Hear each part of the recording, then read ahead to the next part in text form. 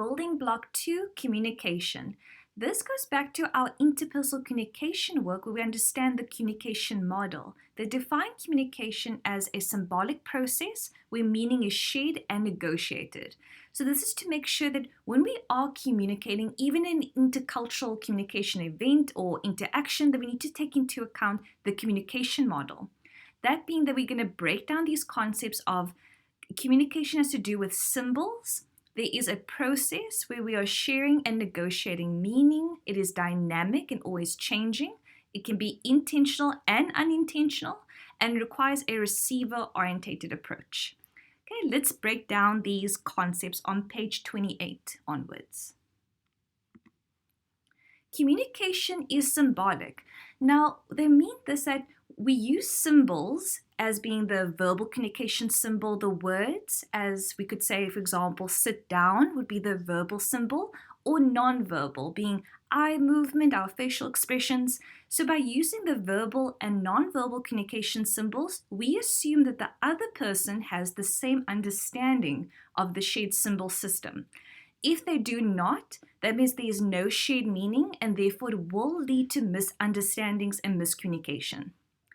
They also talk about symbolic meaning of clothing, being versus Western clothing to traditional clothing, and that symbols in terms of clothing and other kind of symbols can signify something else to all different people.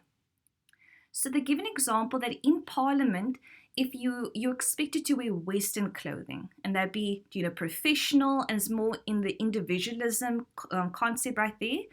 And as well as the apartheid flag symbolize something, of the apartheid and the pre-South African era. So therefore, communication is symbolic. And I just want you to read all the examples there on page 28. Let's go on to the next concept. Communication is a process.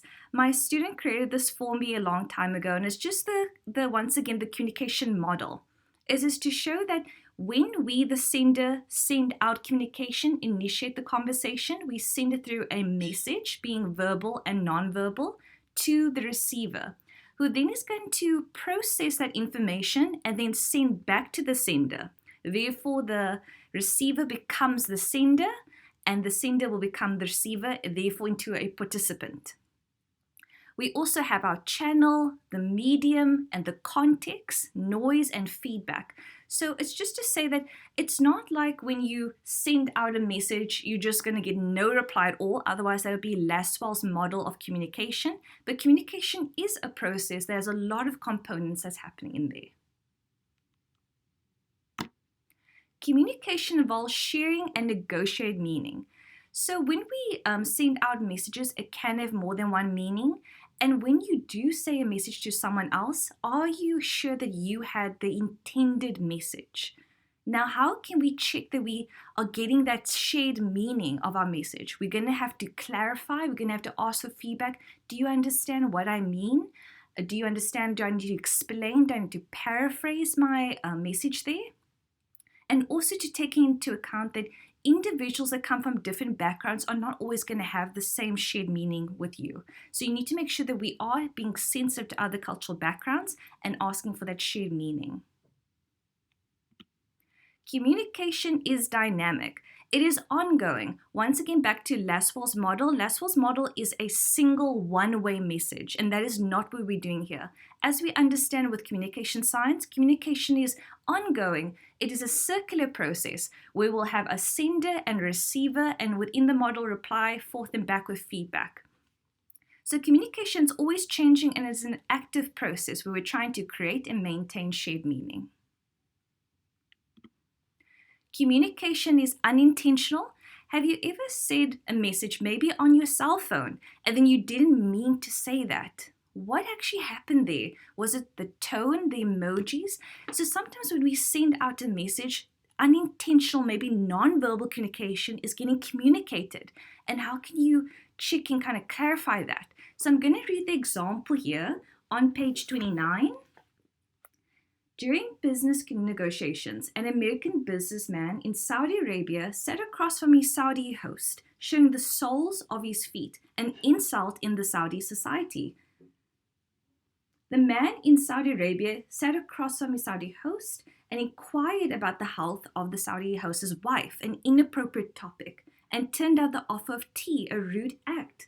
Because of this triple insult, the business deal was never completed, although no insult was intended. The American returned home wondering what went wrong. Europeans, and especially youngsters, may unintentionally insult African leaders, elderly people, and so on, by making ongoing direct eye contact during negotiations or conversations. Okay, so do we understand what might have occurred there? There was definitely a sense of the Western man, American man, did not take into account his Saudi hostess and his cultural differences. And therefore, through his non-verbal communication and asking about his wife, he sent out an unintentional message there that definitely created some tension. Receiver orientated. There's no point of just being the sender and communicating to thin air, because then you're just saying a monologue. We need a receiver who is going to be a very important component in the communication model, because they have to assign meaning to what you just said. So what can we do in terms of the receiver to make sure that they got the exact meaning that you said? So when you say, hey, it's a very nice day today, they take that as like, oh, okay, like is this what you meant, or is this what you mean, just in this example? How can you check that they got the exact message that you intended? Things that you can do is you can just clarify what you meant by paraphrasing or asking the receiver for any questions. So do you understand that what I meant by that is I was just checking what the weather was?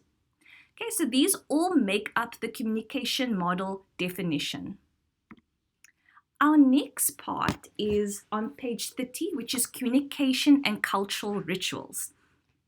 It's important to note that within communication, we do have a sense of strengthening our cultural identity by communicating by those that are within our culture and participating in their rituals, such as going to church, going to a synagogue, going to mosque. So participating and communicating within our culture is going to strengthen that community and cultural identity.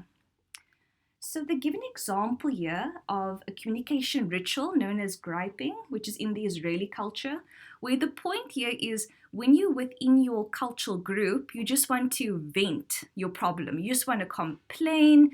You say like, the whole country is going to hell and all of these sort of things. And then everyone just sits and says, yes, this is a problem, yes. And then no one is giving a solution, say, you should do this.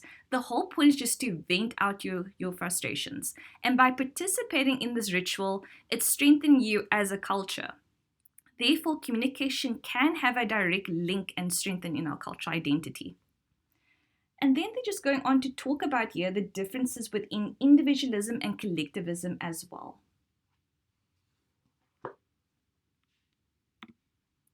The last part of our communication building block is the resistance of communication to the dominant culture. Now, what is dominant culture? It is the customs and traditions that maintain a societal class control over the institutions and wealth, otherwise known as mainstream culture. This dominant culture controls institutions like the church, the government, the media. So what would be the dominant culture? In America, for example, you could say Western culture. So they're controlling mostly of this culture. When people try to resist the rules of the dominant culture, this can be through illegal activity or the general just resistance of organized strikes. So this can also happen within culture and linking it to communication here. As just a quick example, we can resist the dominant culture by disobeying the rules of that culture, and then trying to also organize strikes and communicate to others that they should also resist the dominant culture there. Okay, so how do you feel about this building block so far? Do you have any questions? Write them down and we can always answer them at a later date. We're going to go move on to building block 3, context.